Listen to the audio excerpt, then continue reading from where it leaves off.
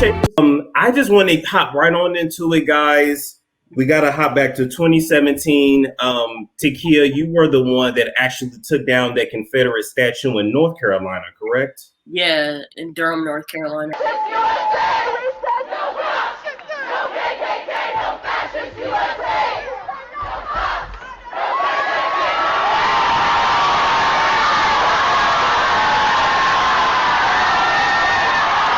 I know you guys were out there protesting around that time. Just kind of remind everybody what you were protesting about and what led to you actually taking down the statue.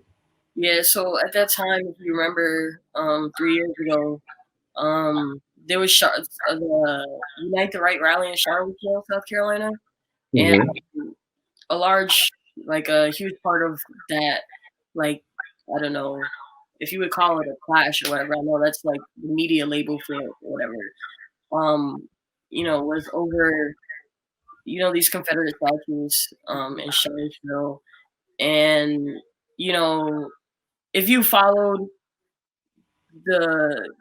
anything about Confederate monuments, whatever, there's a whole lot in the South. Some of them are like real big and prominent and well known in big towns, but also small towns across, not just the South, but really all of America have Confederate statues.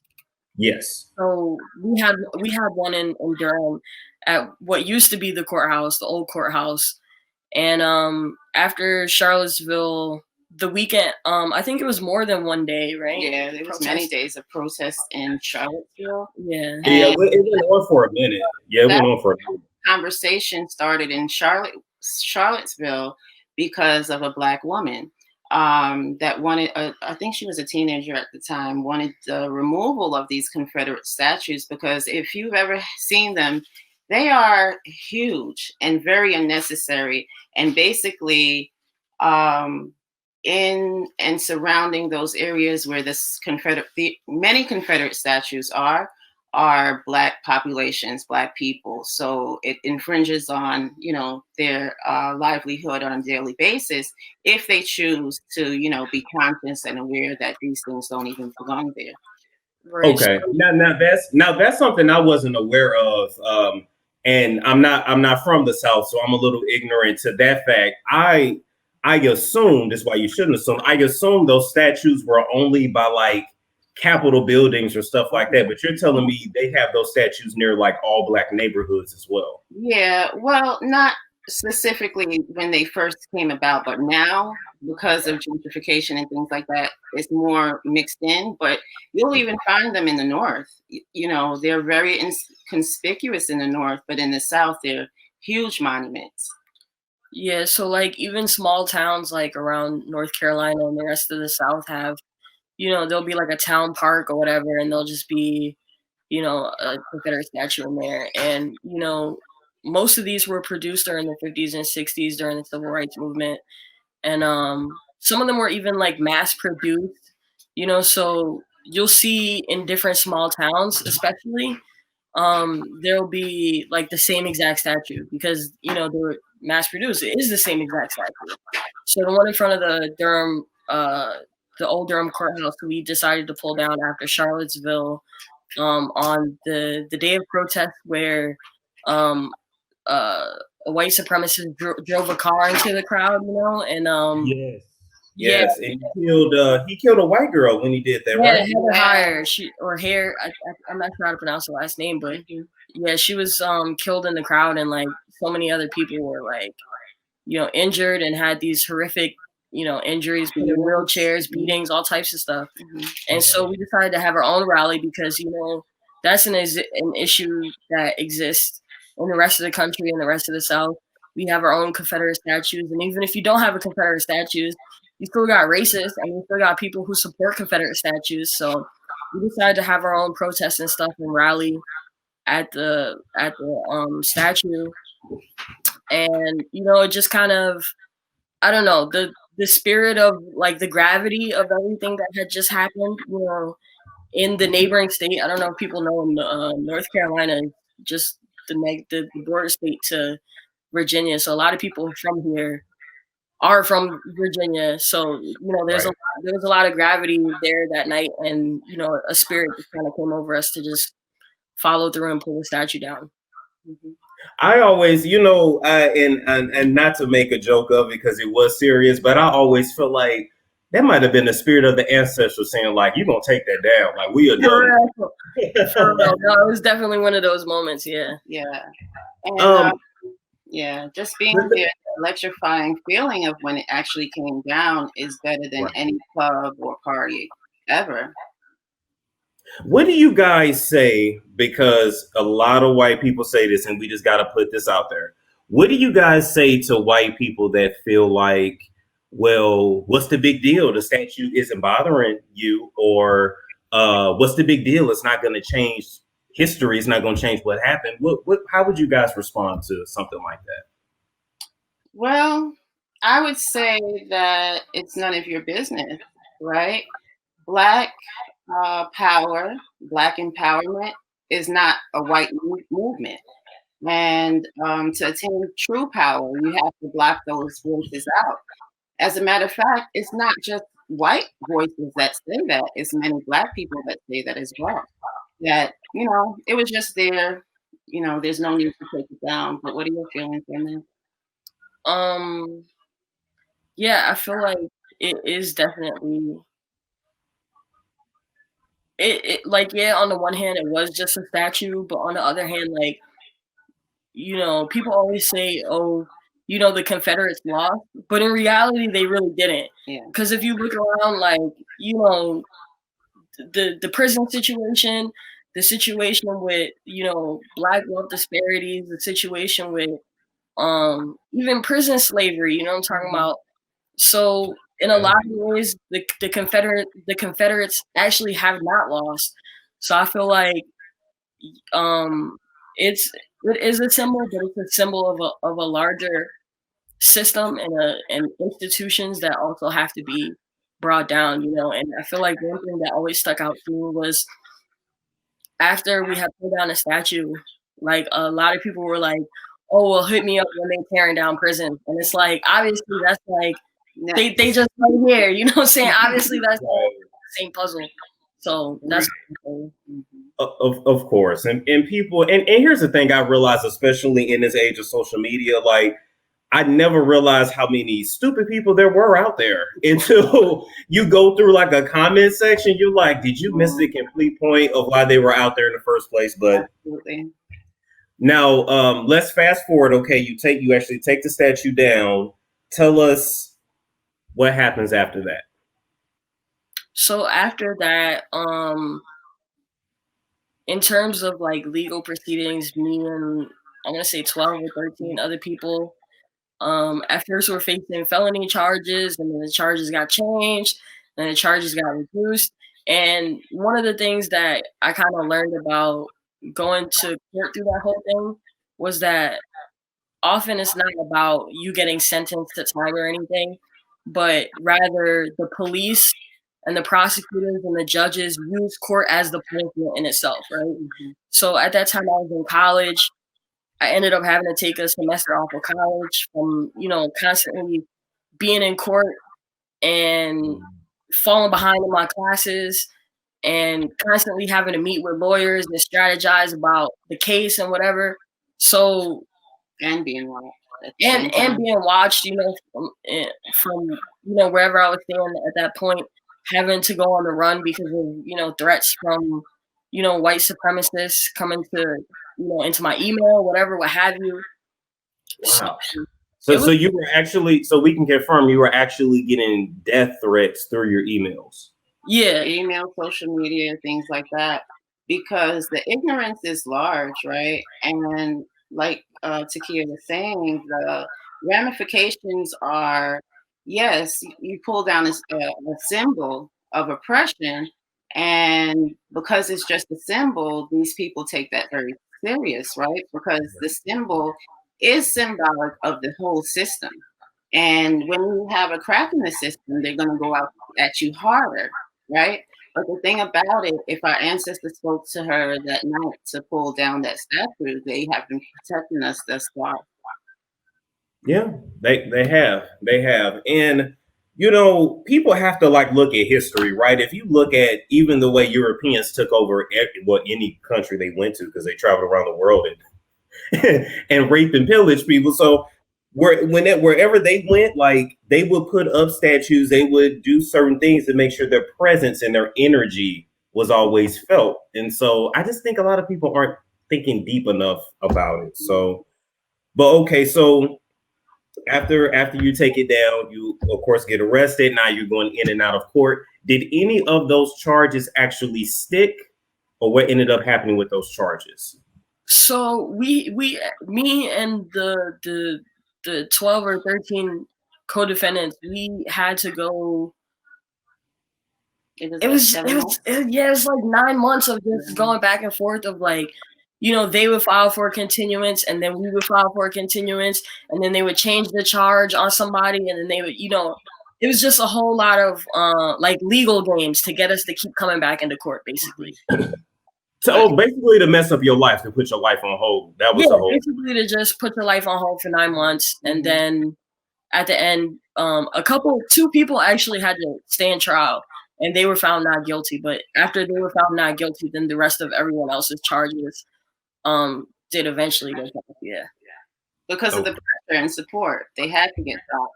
And that's what we're looking for today. Pressure and support of the people that believe in freedom and liberation and self-determination. That's why we showed up today, because the act that was carried out is exactly that: self-liberation, self-determination for Black people. And that has to be carried out all over the world. So we are looking for people to donate right now to see if we could raise funds to get out of this area where we constantly feel like we are at war. We're watched on a daily basis by the police of Garner, North Carolina. Neighbors have called the police on us and said that we were playing loud jihadist Muslim preachings, and really mix. And I'm still going back and forth to court on that. And it's really unfortunate because of the small minds of these people who want to subjugate us ultimately and think that they are white supremacists, and really they are white inferiors. They are inferior to us, and this is the problem. And so what Riot does is basically, through education, help people form the opinion that, yes, I can make differences here just by learning and setting myself free. And we want to make sure that we can continue to do that work, and not from here. Right. Absolutely. And as you were saying that, I did read your email before, but it's crazy when you say it out loud. Loud jihadist music. First off, what does that even mean? Like, what does that even mean? It's a dog whistle. It means it's not really a dog whistle. It's a bullhorn. You know? Yeah. Was out here, to basically, because the night when they came to my house, well, the first time I knew that it was because of what happened. And then I still, exercise what they say is your American right. And I still played Malcolm X in my backyard. And they decided to raid me, even though there was no sound coming from my house at 10 p.m. that night. And the ordinance actually says that I can play sound up until 11 p.m. in Garner, North Carolina. But of course, because it's me and my daughter is who she is, they want to make a point and try to control us. And I haven't let that happen. So this is where we are. We're still in court with that. We have people on our block that choose to criminalize us just for having a fire in our backyard. I don't know if you got a chance to read that article that I wrote, and it was basically about some old cracker calling and saying that, hey, they're burning 3 fires in their yard. But they forget the many churches that they burn down. They forget they forget the impact that makes on our lives. They forget the children that have been murdered in churches when they are burned down and bombed. And Yes. I can't even have a birthday celebration in my own backyard because of the constant way that they want to terrorize us. Exactly. And you know, I had a theory the other day. I was thinking about like, okay, it really seems like that white people are just really scared, and it's kind of scared of everything, scared of change. They say the blacks are taking over, then the Mexicans are the problem. Everybody's the problem, right? But then I thought about, well, there's this thing called karmic debt, and you know, it's like, okay, if your ancestors have done what they've done for centuries, is like that pendulum is going to swing the other way. And I think that this new generation of white people, along with, well, even the white people that were, you know, killing people in like the 50s and 60s, a lot of them are still alive. So they're still transmitting to their great grandkids and stuff. So as that pendulum swings, I feel like honestly we're going to see it get worse before it gets better, because they don't want to lose privilege, because a lot of them don't have power. Actually, it's privilege that they're so afraid of losing. So I mean, look, it's coming. It ain't nothing they can do about it. They're gonna feel it. It just it is what it is. So and I just want to say that it doesn't end with voting Trump out, you know, because the people who voted for this type of person, they live on my block, on either side of me. They work at the police precinct. So it's not Trump that is actually the problem. It's the people who vote for them, that live in towns such as ours, or live in towns like yours, or wherever. Because it doesn't matter who is in office. It matters who votes for these people. And these people are still alive that voted for him. So we have don't they understand that, like, okay, yes, Trump is white, and you may be white too, but like they're not even in the same class as Trump. Like Trump would never even, he wouldn't spit on you if you were on fire. Like that's a whole nother, they don't quite get that. Well, it doesn't really matter that they get it or not. It's that they see some proof that it's possible that they have a longer reign. And the thing is, the longer that they think that, the quicker it's going to come to an end, because it's already proven. Because more and more people are taken to the streets when people are killed and murdered, like Breonna Taylor, just about anyway, Freddie Gray, you know, Tamir Rice, and on and on. And it, you know, just adding another person to that list and going out to the street, you know, we need to do that on a regular basis, as well as educate ourselves on the past, so you know what is happening today and know how to combat that, right? Because people are too willing to take on concessions when people are murdered and agree to $12 million settlements when they should agree to just wipe out all of Kentucky for killing one Black woman.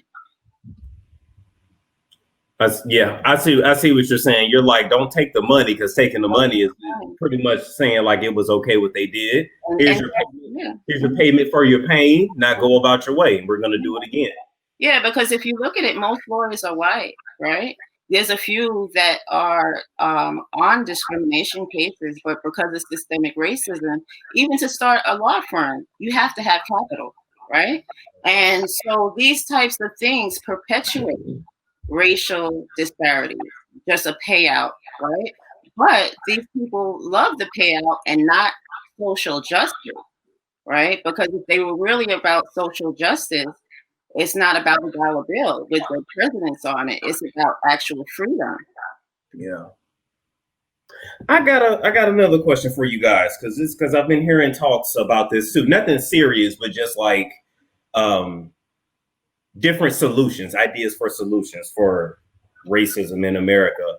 How would you guys feel if we went back to like segregation, where Black folks live where they live, white people live where they do, and they don't really mix, and we have our own shops again, businesses, restaurants like we did back in the day? How do you feel about that? I think that would be progress, as well as we are living like that right now because of poor neighborhoods that are predominantly Black and poor, you know, so those neighborhoods are segregated, right? Even in 2020. So I don't think zip code so much matters now. It's the right to return and get land, and I think the thing should be land back or what is free land. Free, Can I ask free what was that question again? No, so I was just saying, like, if we went back to segregation, we're like, okay, white people live here, and then black people have their own stuff going on. I'm just asking how y'all feel about that, because I feel like we almost did better when we just had our own stuff. It was like integration was kind of deception for us. And then now we don't really have businesses like that. We have to go to, let me give you an example. I live right around the corner from, I think they're Korean. I don't want to be racist, but I think they're Korean. But it's a little Korean community, and literally they have their own jeweler, bridal shop, bank, shopping center, dental office. Like they have their own little section, like their own little thing going on, and like they live amongst us, but they don't really have to deal with us. And I feel like if we get back to that, maybe we can like get our economic power back. I'm just pulling straws, but I don't. What do you think? I think that's an interesting question. Like, there's this saying I heard, like, that is that like we had separate but equal, but we never had separate and equal, right? And I feel like the cause of that is because America just benefits so much off of like black people being in slavery, near slavery, neo-slavery, and subjugation that it would never work for them for us to have separate and equal, right? So I feel like for us to even get close to having separate and equal would be for us to divest from feeding money back into their system or divest from our own exploitation, you know, in whatever way that means. So like when we talk about like the things that Riot Revolt does, like, you know, being involved with the movement against Confederate statues in the South, or whether we do our book club or education, farming, but it's more stuff than just like the theoretical type protest stuff, but it's also important that we build like these alternative modes to what we already have, right? So one thing that stands out to me is this group in Chicago that has like that has come up with kind of like an alternative to dialing 911 in instances where like intra-community violence or whatever, or say people just needing rides to the hospital or whatever. And another thing that's grown in popularity, especially since COVID or whatever, is mutual aid. So people getting together to do community farming and giving this food back to communities. So doing things that reduces our reliance on the system, like reduces our reliance on things like Medicaid and food stamps, and even further back to like the Black Panthers, right? A thing that's very like popular and prominent and talked about is their breakfast program, but also they had like diabetes screening. You know, they had nurses and people with medical training who were able to do that. If we look at stuff like the Young Lords, or I believe it was the Young Lords who had similar programs like breakfast programs and stuff like that. But one of the things that I think that's obscured in popular conversation is that like Young Lords were trying to hold hospitals hostage, right? And steal you know, these cancer screening technologies and whatever, and bring those back into the neighborhood. So I feel like it's so much deeper than just feeding ourselves, but it's like feeding yourself, educating yourself, having medicine, all of these other things that reduce our reliance on the white power structure and get us away from neo-slavery and subjugation and stuff like that. And I totally believe that could be a really big solution for Black people in America. You know, as I grew up, I had always like heard about the Nation of Islam and different Black power movements, and I kind of understood where they were coming from, but really once I became an adult, I really saw like, oh, like everybody hate us, like everybody hate Black folks out here. Yeah. Like they copy us and mimic us. It's a relationship. It's like, okay, you told the way that you look is wrong. Your culture's wrong. The music that you listen to is like everything about you is wrong. But then you see other cultures do it, And it's like I almost feel like we got tricked out of being ourselves to try to be something that we weren't. I don't know. That's a conversation we could go on with all day. But I don't know. Unfortunately, we don't have a land. We're landless people. And with that, you lose culture. So culture that we create because we're so extraordinary and magical, they want to steal because everything that is created comes out of Black people. Especially when it flourishes, right? Because just give us the opportunity. There's nothing that we can't accomplish, you know? And this is known because we're the original people. And that's why they try to play it down and not give us the credit. But when you know, especially when you study, there's no way you cannot know that you are great. That's why there's so much copying going on.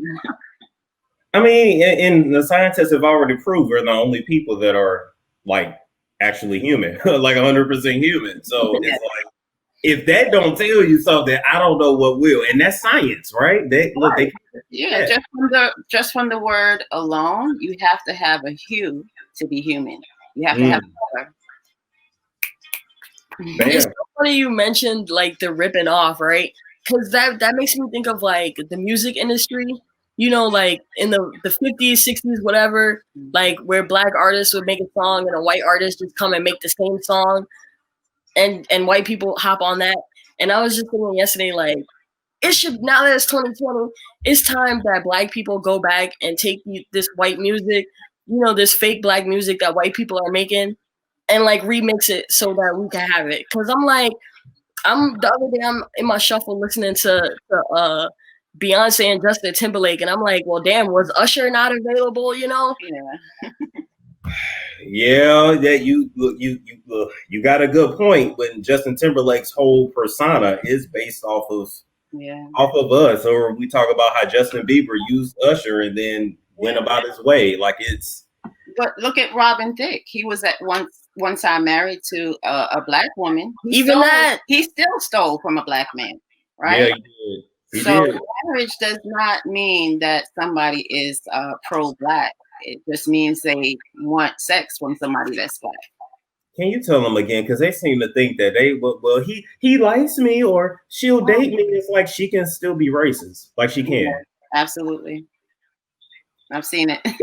Yeah, I've seen it myself too. Yeah. So I want to give you guys time to talk about the website here, Riot Revolt. Are you guys able to see that on your end? Yeah, I can see that. Thank you. Okay, nice. I want to scroll down here. So just kind of walk me through the website really quick. Okay. Well, what we have been doing recently, unfortunately, is highlighting what basically happens to us because we don't have the support of people like you. That's why we appreciate you so much doing that. Well, here you can see we have articles on Kamala Harris and don't vote away your Black interest by voting for someone like Kamala Harris, who chooses to lock Black people up, even when the Supreme Court says release them. That's what she's done back in the past and kept Black people enslaved when the Supreme Court says they need to be released because they were low. I think they called it low offenders, but they weren't felons or something like that. And they wanted them to stay in prison so that they can fight fires because it was cheaper for the state of North Carolina. We also have articles on the police in Raleigh, North Carolina, who have basically fronted that they wanted the people to have more input when it comes to policing their communities. And I attended these meetings, and basically they were staffed with police in these meetings. So I did an investigation on that.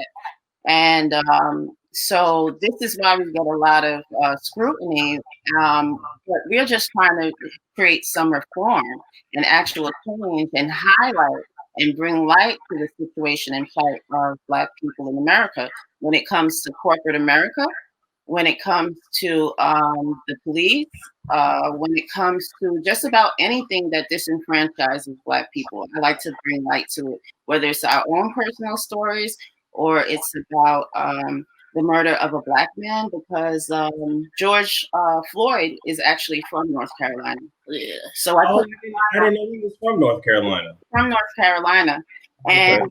his home is not far from Fayetteville, North Carolina. So I did a story on that when I attended that, and found out that I essentially live near the largest war military base in the world, which is the base that's in Fayetteville, North Carolina.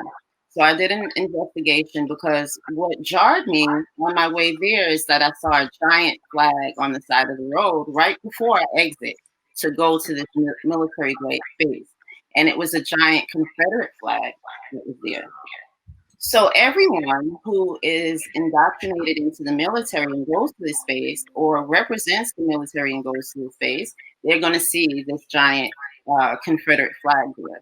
So I did a story detailing that the military at one point was pro Confederate flags and said, well, you can have them, but they can't be displayed. And since that article, the military changed their stance. I can't say it was me, but I just put it out in the universe. And I said to just let our readers know that this is what's going on and why. Right. But recently that was changed. So bringing light to things such as the Black stories that are going on right now can change them, whether it's locally or internationally. But they just have to get out there. I agree. You have to get out there. You have to do something. And I think one of many things that holds us back is that a lot of Black people are brought up with the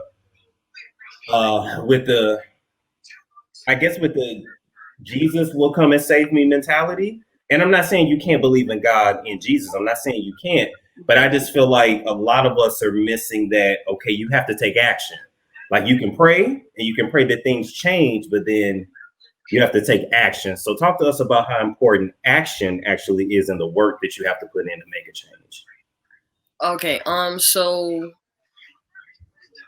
yeah, I feel like action so often gets boiled down to either you vote or you protest, right?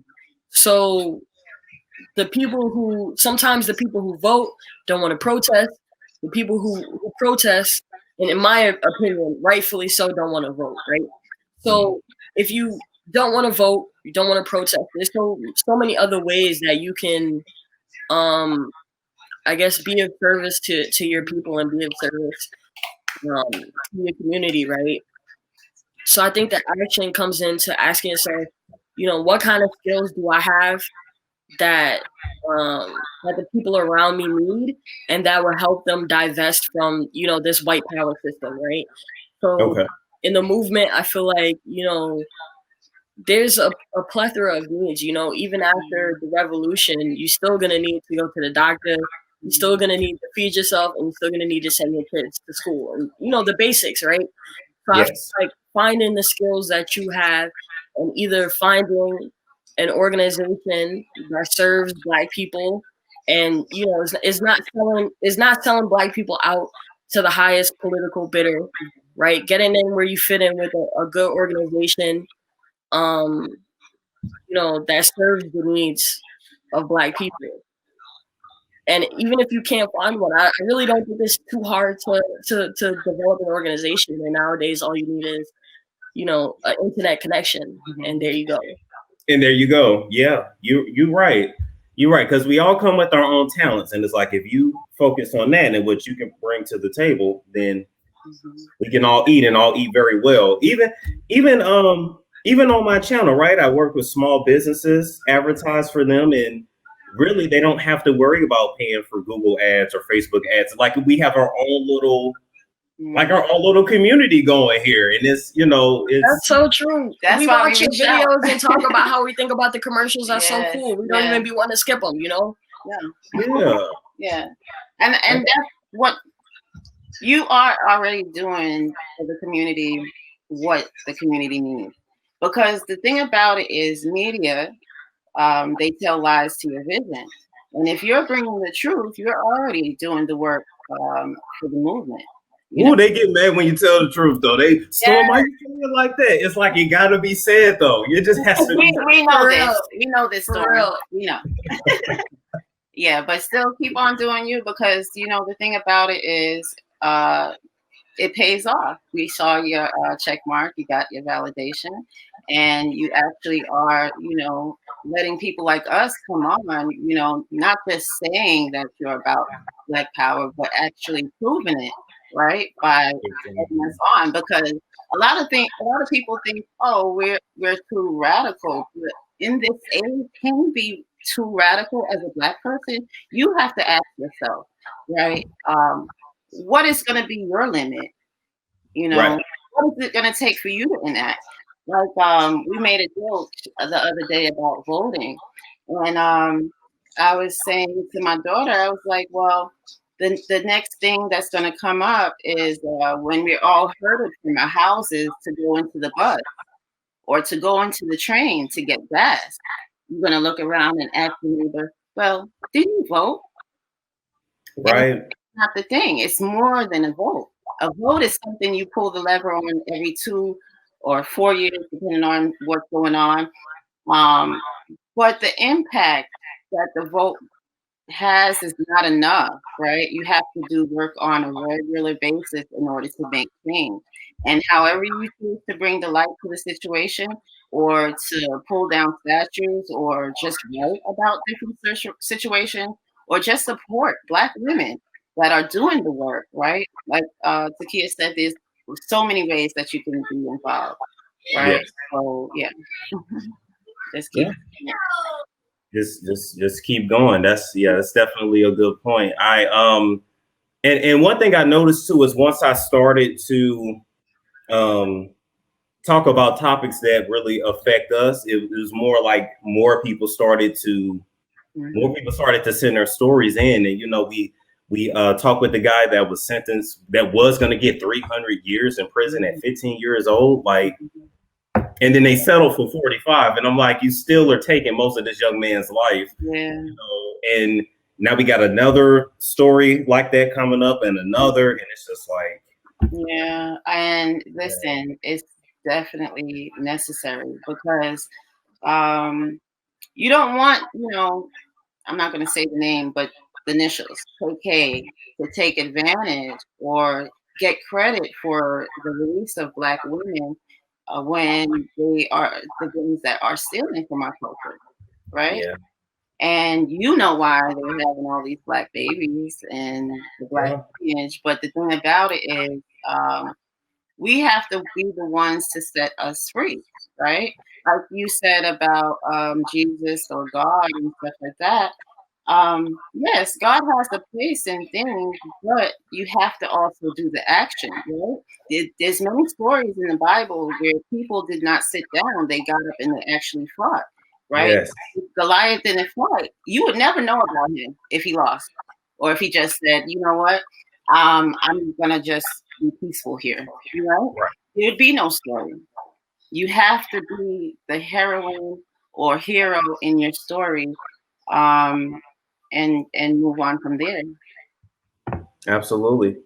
So heading out, closing remarks. I know that you guys want to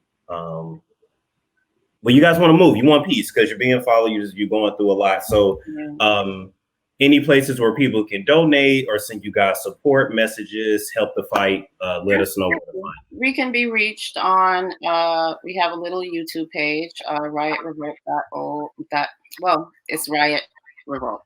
And then Riot Revolt for PayPal, Venmo, and Cash App. And you can reach us at riotrevolt@yahoo.com. And we are international.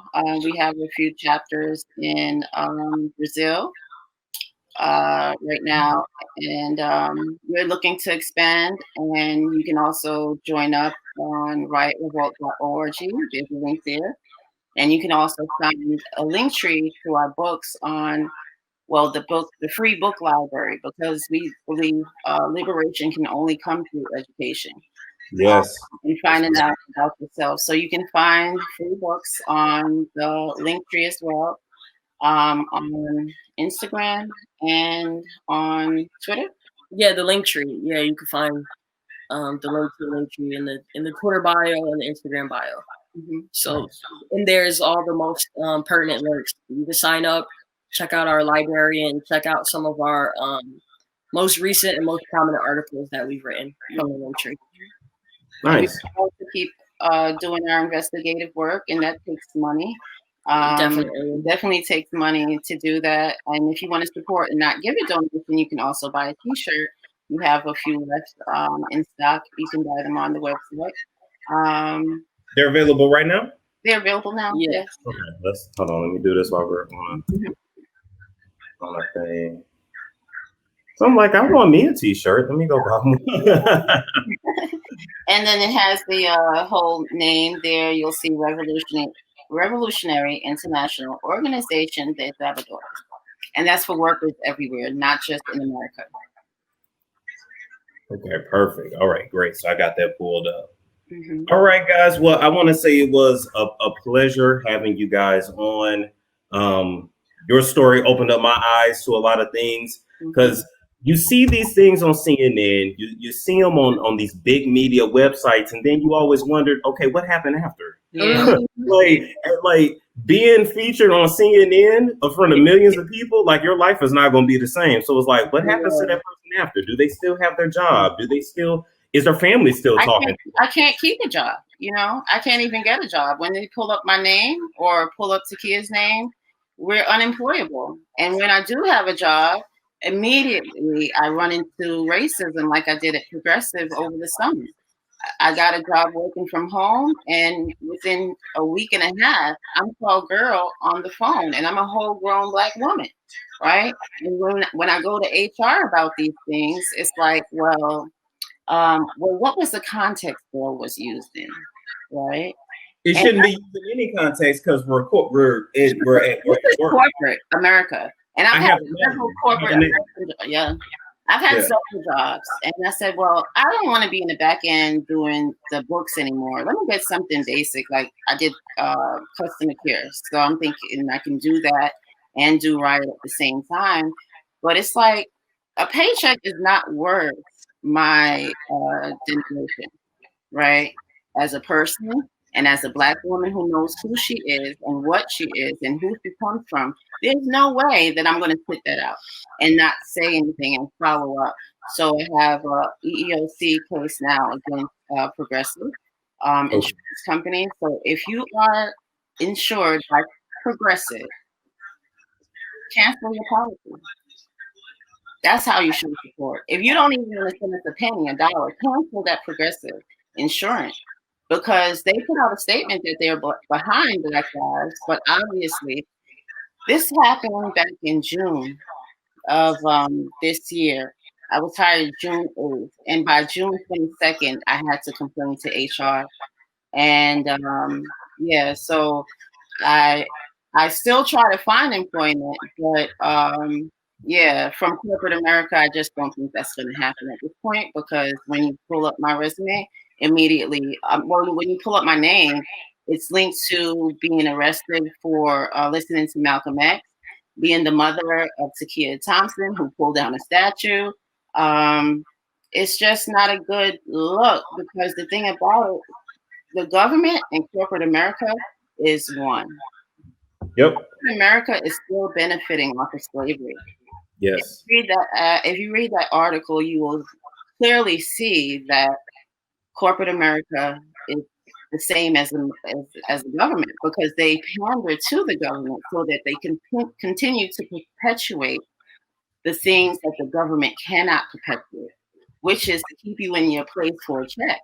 Now, the government can lock you up, and you will be more profitable there in prison than free, right? Yes.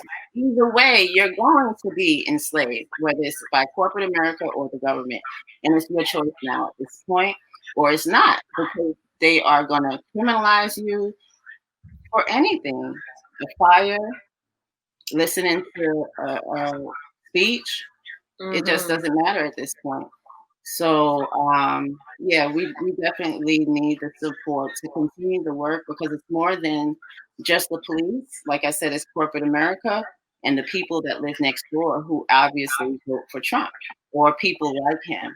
And now with people like him, because you have Biden and Kamala that are going to perpetuate these systems of oppression through insurance, and not being able to get insured or keep your insurance because you're worth more dead than alive. And yeah, so it's really sad at this point. So we need to keep on getting the word out. So if you would like, send a donation or just follow us on Riot_Revolt on Twitter, or what else are we on? Instagram. Instagram, yeah. And wow, that's a good point. That corporate is pretty much still like the government. It is. It's like it's all like one big plantation when you think about it. Yeah, and then the medical care. North Carolina is actually the last state to stop forced sterilization in America. That state, and I only found that out because I dealt with a dentist here at what was it? I think it was Family Dental Place, and I went in there, and it was shortly after the raid. And there's a lot of cop supporters, and obviously he was one, because he numbed me up and didn't even finish the service. Right? Did not finish the service. Look at his name, so I can tell everybody. If you're gonna, please do not go there. But it's on our Instagram page, and it happened last year, shortly after the statue came, not after the statue came down, but after the cases happened where I got raided by 10+ police officers due to listening to what was broadcasted as loud Islamic Muslim preachings by obviously somebody who is very fragile as a white person, and couldn't the truth and the forceful nature of one Black man's voice. I mean, he was murdered over 55 years ago. So the impact of such a person, right? But it's that fear. It's that fear. Just you even loving yourself and you're scared of it. But then here's my thing, right? You're called radical, but if you were white, you would just be patriotic. Absolutely, because we are patriots. We care so much about Black people that we are willing to put ourselves on the line. How patriotic is that? We were born here, but we don't get the benefits of being American, right? Because I cannot pick up my phone and say my neighbor is listening to David Duke or whoever and get the same response from them. No, that's their American right. That ain't gonna happen. Yeah. So that's not going to deter me from still finding about me and who I am, where I come from, and things like that. So I don't want it to stop you. Yes, this story is not, what do you call it, peaches and cream. However, the freedom that I have in my heart is more valuable than anything in this world, right? Kwame how do you say his last name? Nkrumah. I always have a hard time with that. Kwame Nkrumah said, have no fear, is really living, right? And I'm going to really live, because these people that live on this block, they are filled with fear. And you know that white fear equals Black death. You've seen it before when it comes to Corinne Gaines speaking up, and because she had cases against the city before she was murdered, right? She didn't receive any protection. We need to be protected, and that's why I reached out to you, because we don't want to be a Corinne Gaines. We want to still liberate more minds. That's why we reached out. A lot of people have the false misconception that if you make a certain amount of money in America as a Black person, you can forget about the past. And obviously you cannot, right? Because no matter how much money you have in America, when they're ready to get rid of you for whatever reason, you're going to be gone. You can't. And you're still seen as a Black person. and you still get followed when you go in stores. Yes. And then what they don't tell you is the higher you elevate, when you start going into certain rooms, it's even more racist because they're looking at you. Well, who do you think you are? The more educated you get with their white education, it gets more racist. Like, if these black professors would actually be honest about what they go through. Or what they perpetuate. Yeah. Or what they perpetuate. Are you struggling with hair growth issues? Or are you ready to finally be able to actually put your hair in a real ponytail and not that little knob? Have you found that beauty supply products leave your hair dry, flat, useless, and dull? And are you ready for a change? And if you are, you need to try some moomoogrease. This product was created for us, and nothing will change about your hair if you don't change your regimen. This product can be used in old people, young people, it doesn't matter. The products are 100% vegan, and all of the information for Moo Grease is down in the description box below. Got questions? Talking to one of the world's top 10 psychics ought to help. Dr. Linda Salvin is amazing with an uncanny ability to clarify your issues and bring you quick and accurate answers and predictions. From the White House to the homeless, Dr. Linda has helped thousands over more than 2 decades on her national radio show, by phone, in person. When you need answers, Dr. Linda lights the way. Book time with this gifted healer and clairvoyant now. Visit lindasalvin.com or call 888-509-1077. And you can bring Dr. Linda's metaphysical healing home with her spirit-filled candles, Wicks of Wisdom, where pure essential oils and elements are powerfully released through her proprietary rituals to assist you in love, legal, career, finances, health, and more. Wicks of Wisdom work. See them and order yours at lindasalvin.com. Always fun and accurate, Dr. Linda's visions bring you solutions. Call 888-509-1077 or visit lindasalvin.com.